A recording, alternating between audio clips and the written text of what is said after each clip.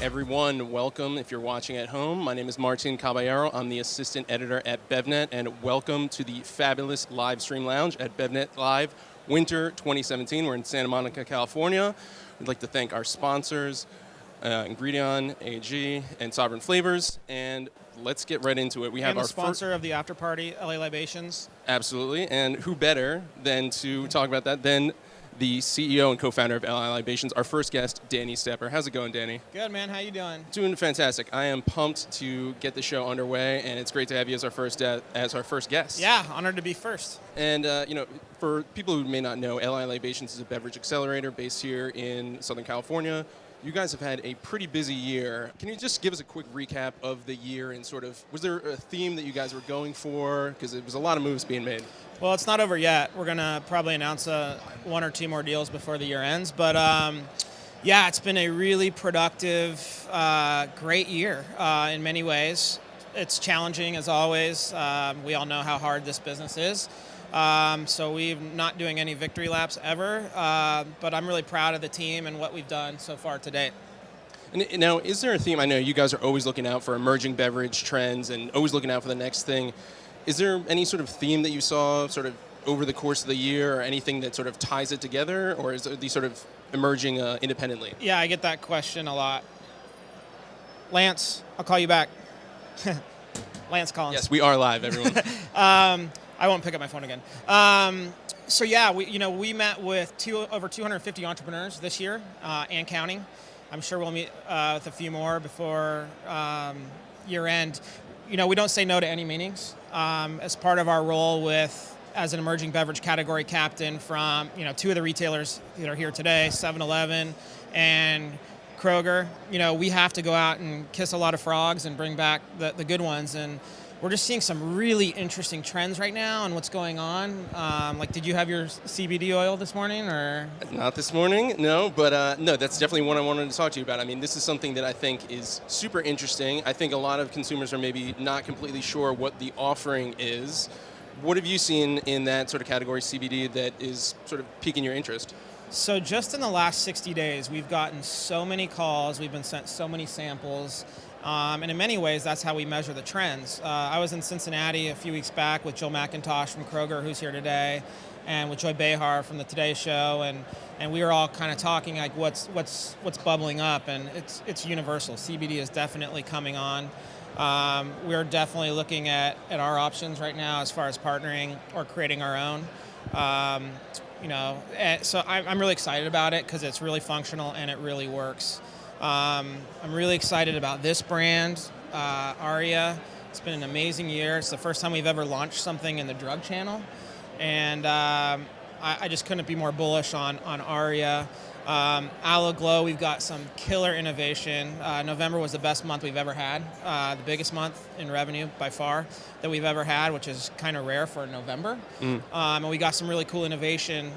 Dino's launching Aloe Glow Sparkling. We already got a huge purchase order from Costco on that, so it tastes amazing. We're master branding out the Glow, so it will diverge out. I don't want to steal the thunder, but we'll be sharing that with everybody soon. That sounds amazing.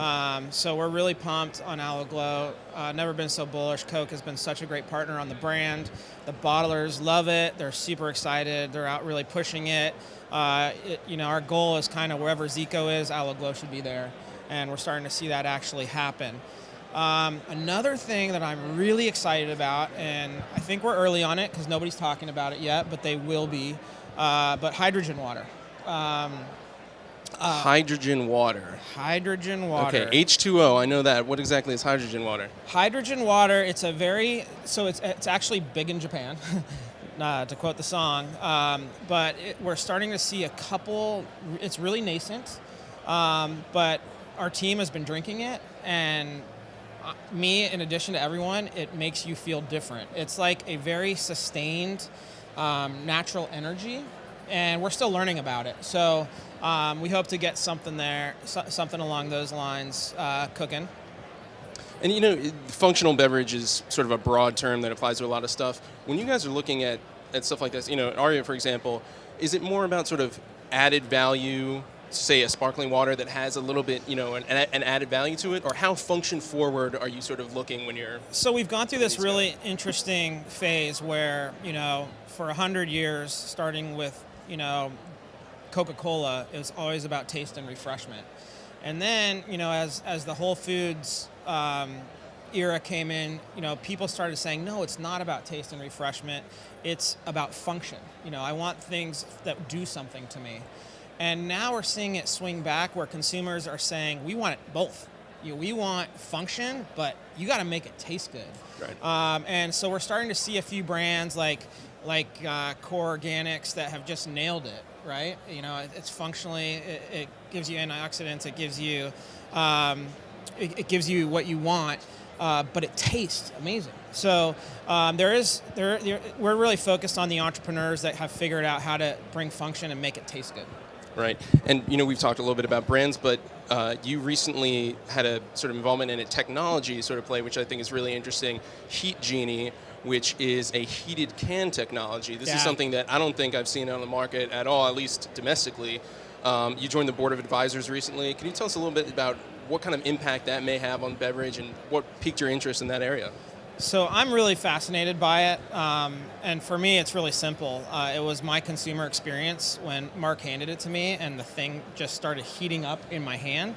It was amazing, and then the team behind it with Walter Robb, obviously. I just think that there's tons of opportunities.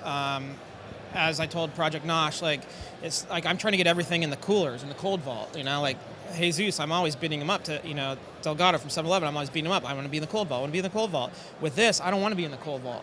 And there's a whole lot of space outside the cold vault that's really interesting to be. So I'm really bullish on it.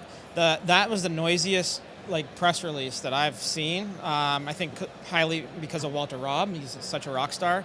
But also just the technology itself and all the opportunities and the new consumer, occasions that it introduces. Great, and we have a couple minutes left. I wanted to get your take on sort of what are you hearing from retailers? I mean, you're out there in the field, you're talking to people.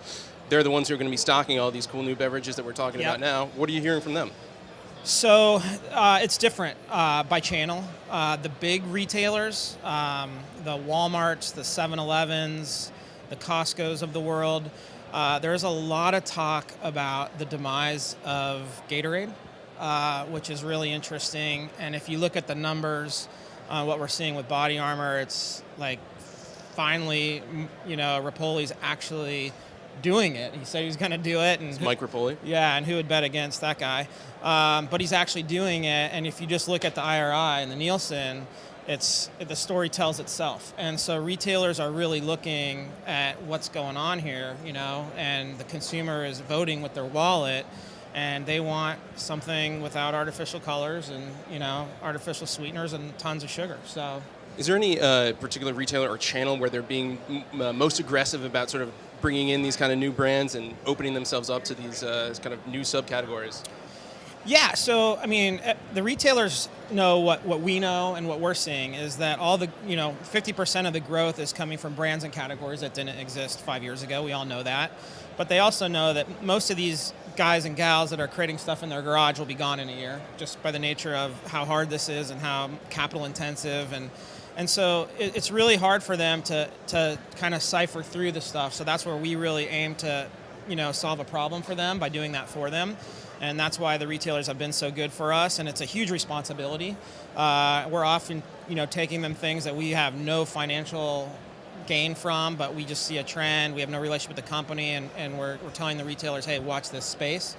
The other one I think is really interesting is value-added dairy. And I think what's fascinating to me is the numbers, organic milk is actually down right now, and that really makes you scratch your head. And then you hear all the buzz about almond, milk or, plant-based. Yeah, plant-based milk. And it's growing, but kind of the press and the publicity is out kicking the coverage. If you look at the really growth phenomenon, and this is a shameless plug for, my partners at the Coca-Cola company, if you look at what's going on with Fairlife, its growth is bigger than, in that brand, is bigger than the growth of the entire value-added dairy. Wow. Yeah, it's amazing. So, and retailers are taking note of it, and the big retailers, are looking for big ideas like sports drinks and milk and how to kill those things. Great. Well, Danny, thanks so much for joining us here, for kicking it off in such amazing fashion. We're going to keep things going here. Thanks again. Love BevNet. Thanks, you guys. You're Thank the voice you. of the industry. Thank you. Bye. All right, we're going to keep it moving here on the Livestream Lounge. Max Bauman is our next guest.